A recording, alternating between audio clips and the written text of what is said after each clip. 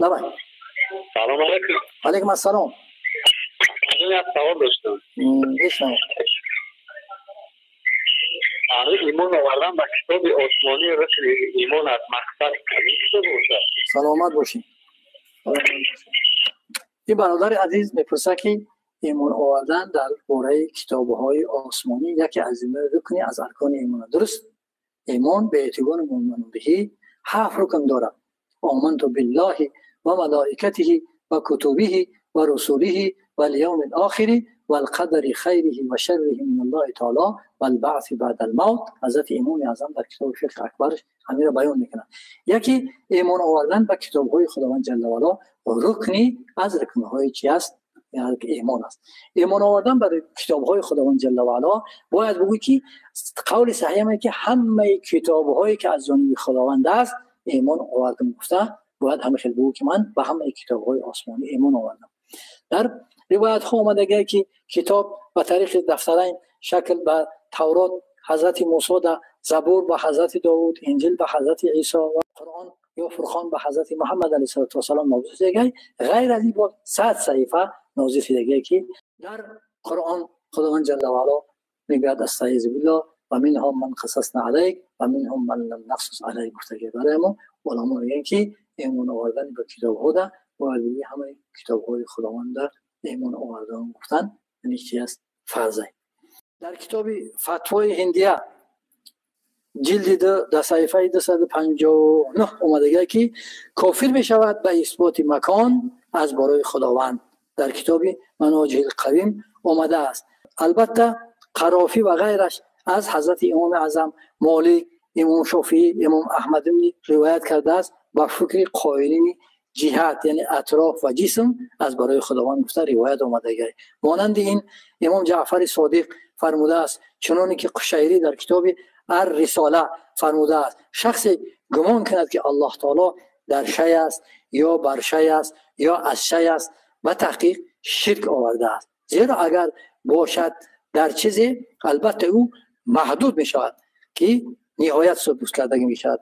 اگر باشد او بر چیزی البته او محمول است. محمول که باشد یا اگر در عرش قرار گرفته بگوی یا خداوند جل و علا نهایت ثابت کرده می شود که حد ثابت کرده می شود یا که چین عرش یا عرش میده بودنش لازم میاد که اگر از چیزی بگوی خداوند جل و علا مخلوق بودنش لازم میاد.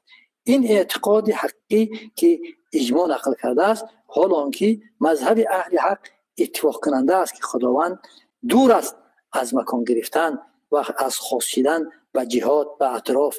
امام کبیر عبدالله قاهری بن طاهر در کتاب الفرق بین فرق در صفحه 233 و اجماع کردن علما بر این است که احاطه نمی‌کند خداوند را مکانه و نمیگذارد بر خداوند جل و علا زمانی. شیخ اهل سنت و جماعت حافظ ابوالحسن اشعری در کتابش نوادر فرموده است، شخصی اعتقاد کند که خداوند جسم است که او عارف و پروردگار نیست، البته او کافر شده است. این چنین امام شافعی در کتابش غنیه فرموده است، شخصی که اثبات کند برای خداوند آن چرا که اجماع نفی کرده است مثل رنگ ها یا ثابت کند برای خداوند جل و علا اتصال یا انفصال را کافر شده است. این قول را امام نووی در کتاب روضه‌اش آورده است. استاد اهل تصوف و دانشمند اهل حقیقت و طریقت سید احمد رافعی کبیر فرموده است، انتهای معرفت خداوند یقین داشتن به وجود او به کیف به مکان و این سخن را در کتاب برهان معید ذکر کرده است. شیخ عبدالغنی نابلوسی از کتاب فتح ربانی نقل کرده است، شخص اعتقاد کند که خداوند پر کرده است آسمان ها و زمین را یا که او جسم است نشسته است بر بالای عرش، او کافر است، اگرچند گمان کند که او مسلمان است.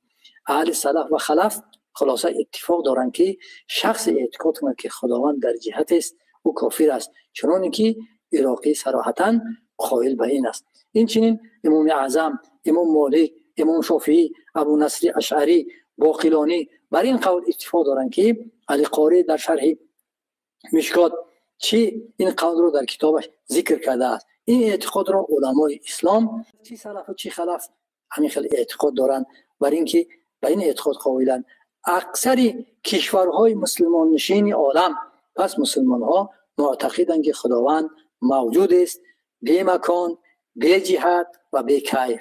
اما بعضی دانشمندان شباهت و جسمیت را در حقیقت خداوند اعتقاد دارند، علاوه بر این نسبت میدهند صعود کردن را، حرکت کردن را، اعضا جواهر را، صوت را و دهن را به سوی خداوند پناه می‌طلبیم به خداوند جل و علا از این گونه اعتقاد کردنی ها.